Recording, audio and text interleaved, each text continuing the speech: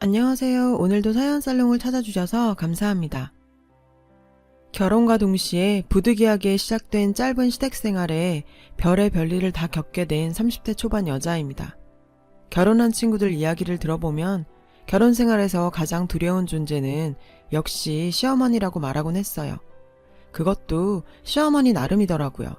저는 시어머니가 아닌 시고모의 존재로 결혼의 시작이 엉망이 되어버렸어요. 저는 어렸을 때부터 동물 사랑에 유별났어요. 대학 졸업 후 동물원의 사육사가 된 건 어찌 보면 당연한 일이었어요. 좋아하는 동물들과 일거수일투족을 함께 할 수 있다는 건 저에게 직업이라기보다는 즐거운 놀이라고 생각할 정도로 사육사는 제 적성에 딱 맞는 일이었어요. 그렇게 즐겁게 사육사 생활을 하던 어느 날 제가 담당하고 있는 미어캣이 방 사장 문에 다리가 끼어 다치는 사고가 발생했어요. 동물원 수의사님께서 이미 퇴근하신 데다 휴가까지 겹치면서 동물원과 계약된 근처 개인 동물병원으로 연락하게 되었습니다. 연락한 지 30분 정도 지났을까요?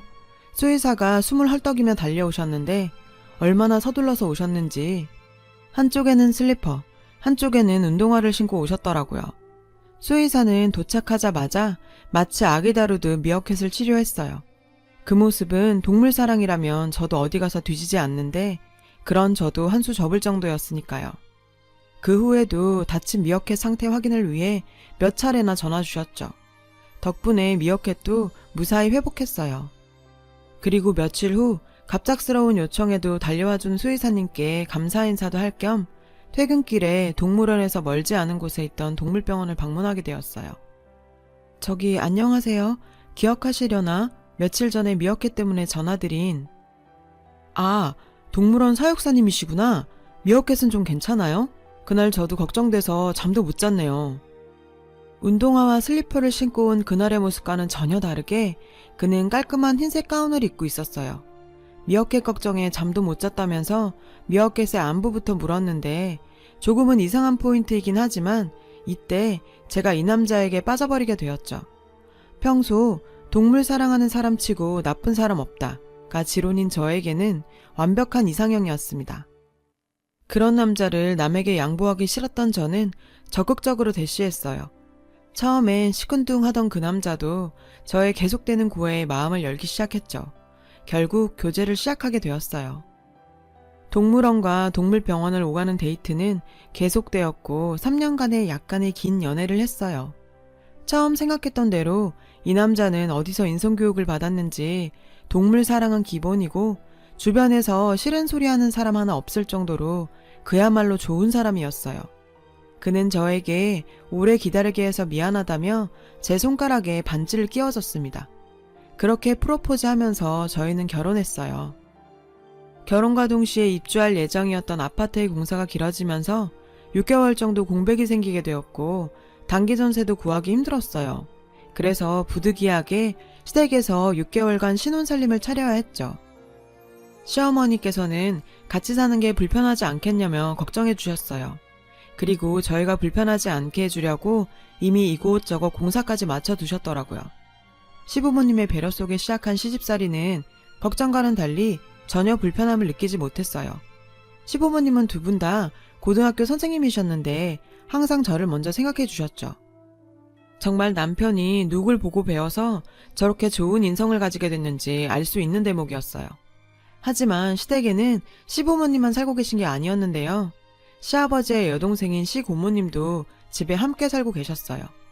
자세한 내막은 모르지만 시아버지께서는 어떤 문제로 인해 이혼당한 막내 여동생을 집으로 들이셨고 5년째 같이 살고 있었죠. 시고모님은 이혼 이후 어떠한 경제활동도 하지 않고 계셨어요. 시아버지도 나이 차이 많이 나는 어린 막내 동생을 냉혹하게 대하기가 어려웠나 봐요. 그래서 이러지도 저러지도 못하는 상황이었어요. 온화한 분위기의 시부모님과 달리 시고모님은 뭔가 항상 날이 서 있는 느낌이라고 할까요?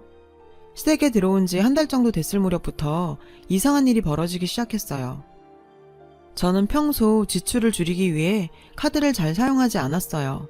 항상 현금을 들고 다녔는데 어느 날부터 지갑에 현금이 5,000원, 10,000원씩 자꾸 비기 시작하는 거예요.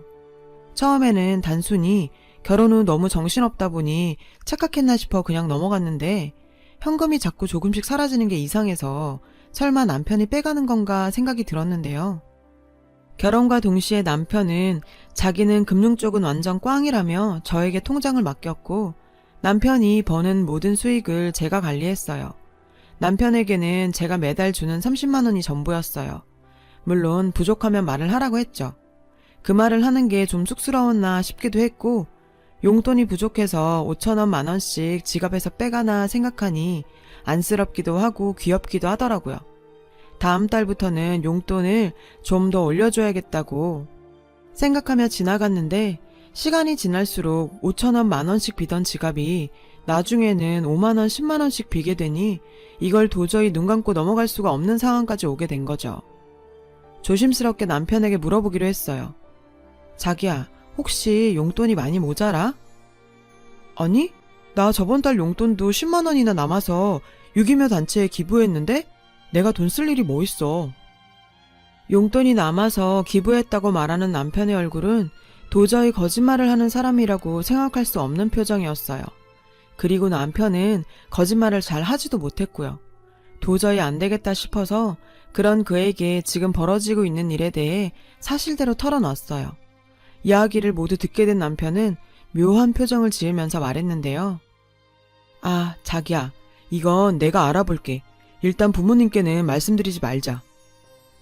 남편 말대로 이 일은 남편에게 맡기고 어느 정도 시간이 흘렀을까요? 야근 근무 후 아침에 퇴근하고 집에 가서 현관문을 여는 순간 누군가 후다닥 2층으로 뛰어 올라갔어요. 저희 부부방의 문은 열려 있었고 없어진 건 없었지만 제 옷장에도 누군가 손댄 흔적이 보였죠. 순간 삼짓한 기분이 들어서 집안을 다 둘러봐도 모두들 출근한 후였고 집에 있는 사람은 오직 시고모님 뿐이었거든요. 저는 용기를 내서 시고모님께 자초지종을 물어보기 위해 2층으로 올라갔는데 저기 고모님, 혹시 저희 방에 들어오셨어요? 누가 들어온 것 같은데 집에는 고모님밖에 없으셔서요. 무슨 소리 하는 거니? 내가 너희 방에 왜 들어가?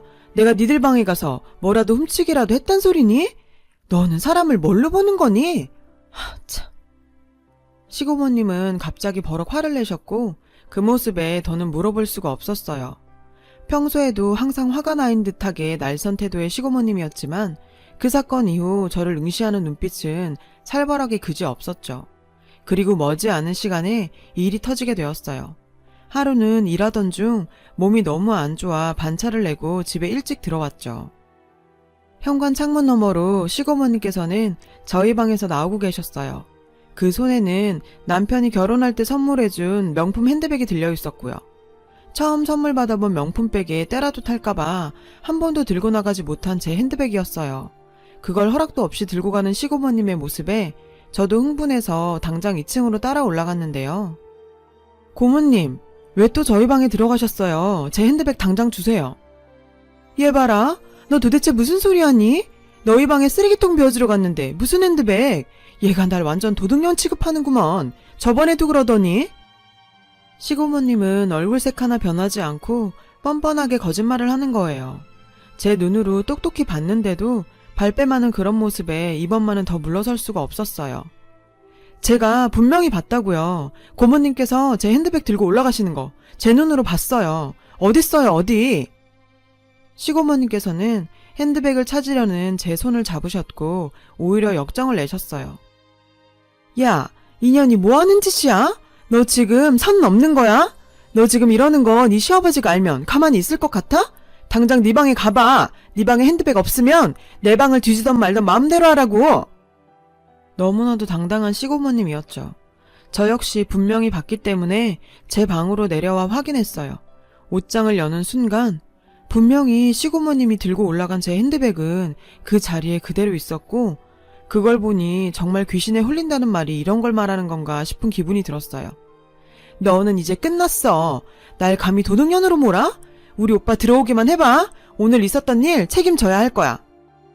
순간 이게 무슨 일인가 싶어 멍하게 서 있었는데 핸드백이 그대로 방에 있는 이상 시고모님에 대한 제 의심은 제 착각일 뿐이었던 거죠.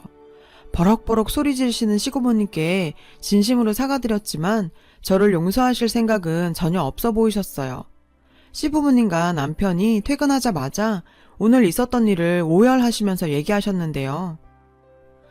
아휴, 오빠, 내가 오늘 오빠 며느리한테 어떤 꼴을 당했는지, 오빠 며느리가 말이야, 나를 가방도둑년으로 몰아세우고 소리 지르고, 아휴, 이혼당한 것도 서러운데, 아랫사람한테 이런 꼴이나 당하고, 내가 죽어야지. 시고모님의 하소연을 들은 시아버지께서는 저를 혼내셨는데, 아가야, 아무리 그래도 네 시고모 아니니, 확실하지도 않은 걸로 윗사람한테 소리 지르고 하면 되겠니? 이번엔 네가 100번 잘못했구나. 분명 제 눈으로 봤다는 말이 턱 끝까지 차올랐지만 저는 그저 남편과 시부모님 앞에서 꿀먹은 벙어리가 될 수밖에 없었어요. 당장이라도 눈물이 울컥 쏟아질 것만 같았죠. 남편에게 오늘 있었던 일을 상세하게 설명했지만 사실 남편이 저를 아무리 믿는다고 해도 가져간 핸드백이 그대로 방 안에 있잖아요. 모든 건 제 착각이고 저는 거짓말을 하는 사람밖에 되지 않는 거죠. 남편은 제가 요즘 좀 피곤해서 착각한 것 같다며 위로해 주더라고요. 그런 위로는 저에게 도움이 되지 않았어요. 그 사건 이후 편하기만 했던 시집생활은 불편한 곳이 되었죠. 제가 출근하고 나면 시고모님은 제 물건들을 쓰는 건지 정리해 놓은 물건이 흐트러져 있었던 적이 한두 번이 아니었고 심지어 제가 아끼던 귀걸이가 없어졌는데도 아무 증거도 없이 또 의심할 수가 없었어요. 본인이 멋대로 해도 아무 말 못하는 저를 조롱이라도 하듯 시고모님의 행동은 더 노골적이고 과감해졌어요. 저는 그저 하루빨리 공사가 끝나서 아파트를 입주하기만을 기다릴 뿐이었어요. 그렇게 시간이 가기만을 기다리던 저에게 도저히 참을 수 없는 일이 생기게 되었습니다. 사육사들은 처음 맡게 된 동물에 대한 애정이 각별할 수밖에 없어요. 저에게는 미어캣 또리가 그런 존재였고요. 초보 사육사였던 저와 2년간 동고동락한 또리가 수명을 다하고 죽은 후 또리의 목줄을 버리지도 못하고 간직하고 있었는데 퇴근 후 서랍 속에 또리의 목줄이 사라진 것을 알게 되었어요. 정말 방 구석구석 다 찾아봤지만 어디도 그 목줄은 보이지 않았고 제 마음속에는 시고모님을 의심할 수밖에 없었죠. 하지만 저에게 말고는 누구한테도 아무 가치도 없는 그 목줄을 가져갔을 리는 없을 거라고도 생각했어요. 서랍을 뒤지다가 어디 딸려간 건 아닌지. 온갖 생각에 머리가 복잡했는데 귀걸이 같은 건 또 사면 그만이지만 도저히 그냥 넘어갈 수가 없어 시고모님께 용기 내서 물어봤어요. 고모님, 혹시 저희 방 쓰레기통 비우셨어요? 그 똘이라고 쓰여있는 낡은 끈 하나 못 보셨나요? 아, 그거? 바닥에 떨어져 있길래 내가 버렸다. 정말 가슴이 쿵 하고 내려앉았는데요. 서랍 속에 들어가 있는 게 발이 달린 것도 아니고 바닥에 떨어져 있어서 버렸다는 시고모님의 거짓말에 저도 도저히 참을 수가 없었어요. 서랍 속에 있는 또리 목줄이 왜 바닥에 떨어져 있어요? 고모님께서 제 서랍 뒤지다가 떨어뜨린 거잖아요. 그렇다고 해도 남의 물건 마음대로 버리시면 어떡해요? 그게 저한테 어떤 건데. 이게 또 나를 또 도둑년 취급하네? 내가 네 서랍 뒤지는 거 봤어? 자기가 관리 잘못해서 바닥에 떨궈놓고 또 나를 의심하네? 그깟 낡은 끈 하나 버린 게 뭔 대수라고. 너 저번에도 그러다 큰 코 다친 게 얼마나 됐다고 또 이러는 거냐? 정말 너 이 집에서 쫓겨나고 싶어? 말싸움이 커지자 시부모님과 남편도 거실로 나왔고 위풍당당한 시고모님의 위세에 저는 또 꿀먹은 벙어리가 되어버렸어요. 정말 소중한 물건을 잃어버리고도 이렇게 아무 말 할 수 없다는 사실에 좌절하고 있었죠. 그런데 갑자기 시어머니께서 시고모의 뺨을 때리셨어요. 늘 조용하시던 시어머니의 행동은 순간 집안을 얼어붙게 만들기 충분했어요. 네가 뭔데 내 며느리를 내쫓아? 보자 하니까 나한테도 모자라 이제 내 며느리까지. 대영아, 내가 알아보란 거 알아봤어? 엄마, 가짜래. 그리고 고모방에서 나온 게 내가 사준 진짜고. 남편과 시어머니는 알 수 없는 말을 주고받았고 시고모는 뭔가 눈치챈 듯 눈이 파르르 떨렸는데요. 에휴, 너는 어찌 방법이 변하질 않니? 내 명품 가방도 짝퉁 사들고 와서 바꿔치기 하더니 내가 네 인생이 불쌍해서 가만 놔뒀더니 내 소중한 며느리한테까지 그러는 것도 모자라서 거짓말쟁이를 만들어? 나 그 꼴 더는 못 본다. 시어머니께서는 이미 한 번 당한 경험이 있으셨고 제 핸드백 사건 이후 남편에게 조용히 알아보라고 하셨던 거예요. 남편이 확인한 결과 시고모님은 짝퉁을 사와서 제 진짜 가방이랑 바꿔치기 한 것이었는데요. 평생 명품 핸드백이라고는 써본 적도 없던 제가 그게 짝퉁인 걸 알아볼 리가 없었죠. 태영아, 네가 나한테 어쩌면 그러니? 내가 너 어릴 때 네 엄마 아빠 출근하면 내가 널 어버 키웠는데 네가 나한테 그러면 안 되지. 고모, 내가 저번에 고모가 지은이 지갑에 손댔을 때 다 말했어야 했어. 내가 그래도 고모한테 고마운 게 많아서 한번 눈 감아준 게 잘못이었어. 이제 나는 내 와이프 지킬 거야. 남편이 본인에게 맡겨달라며 묘한 표정을 지은 이유를 이제야 알 것 같았어요. 맞벌이 부부였던 시부모님이 없을 때 항상 남편을 보살펴준 게 시고모님이었고, 남편이 그렇게 했던 이유를 듣고 나니 이해가 되더라고요. 시어머니께서는 정말 끝장을 보실 생각이셨는데 항상 온화하게만 보이던 시어머니의 화난 모습에 시아버지께서도 많이 놀란 눈치셨죠. 당신, 나 지난 5년간 당신 때문에 참고 살았어요. 당신이 막내 아가씨한테 부채의식 많이 느낀 것도 알고, 마음 약한 당신한테 그런 가혹한 일 시키고 싶지 않아서 아가씨 이혼 후에 우리 집에 데리고 오는 거 반대하지도 않았어요. 그런데 나한테까지만 했어야지. 사람이 정도란 게 있어야지. 이건 뭐, 난 내 며느리한테까지 그런 일들 물려주고 싶지 않아요. 이젠 당신이 결정해요. 시어머니의 단호한 태도에 시아버지께서도 뭔가 결심하신 눈치였는데요. 막내야, 너 도박하다 이혼당했을 때도 네 빚 다 갚아주고 아무 말 안 했고, 너 집에 들인다고 했을 때도 오히려 잘했다고 칭찬해주던 사람이다. 그런데 이 사람이 이렇게 말하는 거면 나는 이제 그렇게밖에 할 수가 없다. 당장 짐 싸서 나가라.